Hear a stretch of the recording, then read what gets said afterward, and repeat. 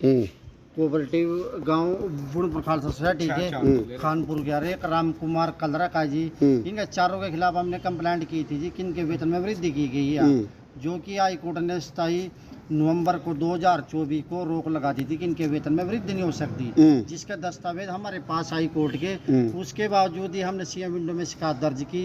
इसमें हमारा जांच अधिकारी अशोक अरोड़ा इंस्पेक्टर नियुक्त किया गया, जिसने हमें 1 अक्टूबर को यहाँ पर बुलाया। 1 अक्टूबर को जैसे हम यहाँ पर खड़े थे, जिनों की हमने कंप्लेंट की थी उनके साथ गाड़ी में बैठ के आया, उनके साथ वहाँ कोने पे रूम है, वहाँ पर बातचीत कर रहा था। तो हमने उसको बोले कि आप क्या कर रहे हैं, 11 बजे का टाइम था, 12 बज चुके हैं। वो बोले हमें 1 मिनट रुक जाओ। हमने बोले कोई तरीका है आप हमारे सामने उसके साथ गाड़ी में रहे, उनके साथ अलग से बातचीत कर रहे।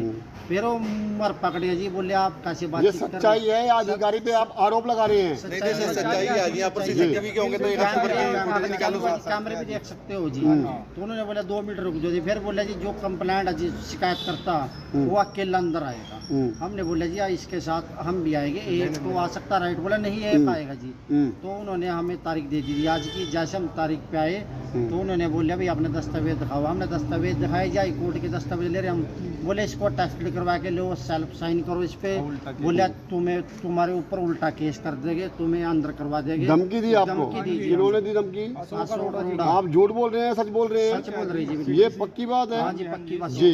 फिर क्या हुआ?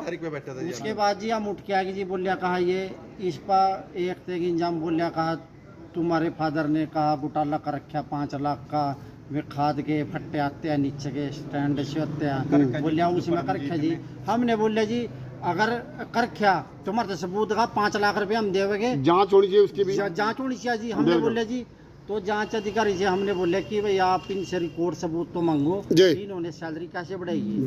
इन्होंने अपना बयान लिख के दे दिया। मगर जी बयान बिना सबूत के कैसे लिख के दे दिया? ना मरते बयान दिखाया ना कुछ जी, कोई बातचीत नहीं करे जी।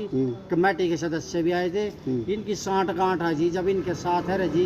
ये जो जांच अधिकारी है पहले इंद्री पैक्स में इंस्पेक्टर भी रह के गया जी, 2023 में इसका ट्रांसफर हुआ था जी। अब ये जांच अधिकारी हमें पता जी, पहले भी आरोप अधिकारी के ऊपर ऐसा जी। पहले गांव में जो नियुक्ति हुई जी, इसने भी साइन किए थे सिग्नेचर, तो मतलब वो कैंसिल हो गई थी भर्ती जी। इस पर आरोप का तो हमने पहले पता नहीं जी, मतलब यो भी इनके साथ मिला हुआ जी। मिला हुआ है। सरपंच साहब के परिवार के जो लोग हैं वो जो मतलब लगे? हाँ जी सरपंच साहब के यहाँ जी 2022 में लगे थे जी। जो सहायक रजिस्ट्रार अनुकोशिक उसने मंजूरी दी थी। वो 100 करोड़ के घोटाले में जेल में है। एंटी करप्शन ब्यूरो ने भी दावा किया है कि 1.5 लाख रुपए लेके नियुक्ति किया इसने।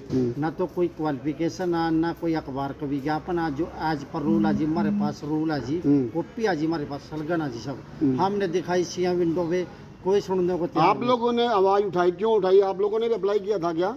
मैंने अप्लाई किया था जी। अच्छा। तो मेरा रेजुलेशन जो ये अशोक अरोड़ा इंस्पेक्टर थे तो इसने रद्द कर दिया था जी। किस ब्याज पे? जो कि मेरे पास कागज भी है जी। किस ब्याज पे रद्द किया था? कोई डॉक्यूमेंट? इसमें ये दिखाया था जी जो पंचकुला रजिस्ट्रार है उन्होंने एक लेटर जारी किया कि 2017 के बाद कोई नियुक्ति नहीं हो सकती।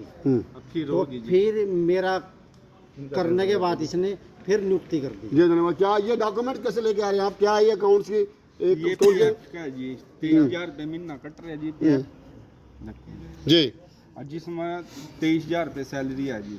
अच्छा सर, ये पीएफ कट रहा है, सैलरी का 10 गुना हिस्सा होता है। हाँ जी। तो क्या लगता है कि कहीं कहीं कितनी सैलरी होनी चाहिए जो मतलब कितना पीएफ कटा हुआ है?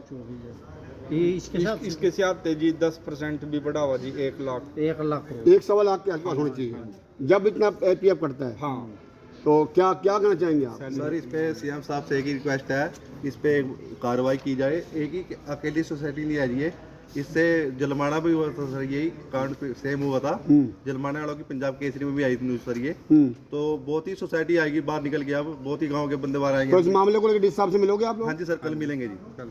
तो क्या लगता है जब माननीय मुख्यमंत्री जी का यहाँ पर कार्यक्रम रहेगा या किसी प्रकार से कुछ मंत्री का रहेगा तो आप मिलने का प्रयास करोगे उनसे? हाँ जी सर। तो दोस्तों मैं इस समय आपको बुढ़नपुर खालसा से संबंधित 3-4 जो लोग यहाँ पर आए हैं उनसे इस समय तमाम चीज़ें दिखाने का प्रयास कर रहा हूँ। क्या कहना चाहेंगे आप?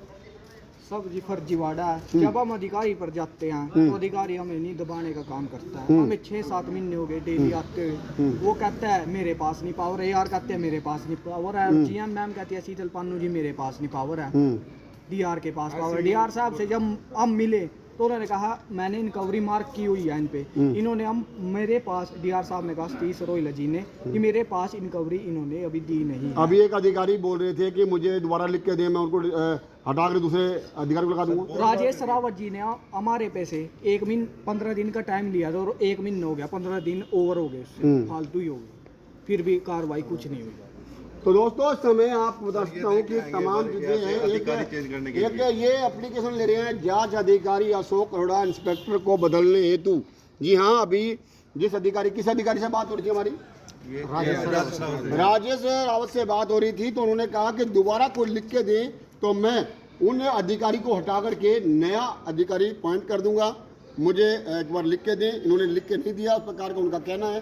परंतु मैं आप लोगों से रिक्वेस्ट करना चाहूँगा कि दोस्तों वीडियो को शेयर करें ताकि तमाम अधिकारियों तक वीडियो जाए, तमाम जो विधायक हैं, जो हमारे मेंबर ऑफ पार्लियामेंट हैं, माननीय मनोहर लाल जी हैं, उन तक वीडियो जाए ताकि सच्चाई का सामने आ पाए और जो अधिकारी मिले हुए हैं और इनको न्याय नहीं मिल रहा उसके खिलाफ जाँच हो। तो दोस्तों मैं रिक्वेस्ट करता हूँ आप वीडियो को शेयर करें।